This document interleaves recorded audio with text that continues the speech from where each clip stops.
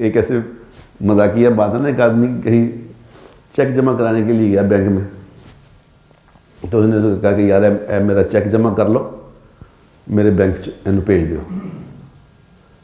उन्होंने कहा ठीक है, चेक जमा करा दे, 3 दिन के बाद तुम्हारे अकाउंट में क्रेडिट हो जाएगा। उन्होंने कहा 3 दिन बाद की मतलब 3 दिन के बाद? वो सामने मेरा बैंक है, ऐप में थोड़े वास्ते जमा करा रहे हैं, और बैंक के सामने 3 दिन का की सवाल है, अच्छा भावने भेजो। उन्होंने कहा आपको समझाता हूँ कि मतलब मिसाल के तौर पे, उन्होंने कहा मिसाल के तौर पे अगर आपका अभी इंतकाल हो जाए, आप यहीं मर जाएं, तो एकदम तो नहीं दफनाएंगे ना, अब घर लेके जाएंगे, नहलाएंगे, धुलाएंगे, कफन पहनाएंगे, कफन पहना के फिर आपका जनाजा होगा, फिर आपको धुलाएंगे। उन्होंने कहा गल समझ आ गई है, मगर दूर फिटे में तेरी मिसाल था।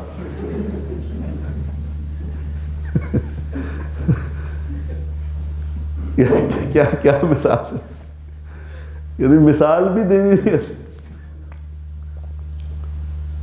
अब लाख आप समझा रहे हैं, वो समझ नहीं रहा।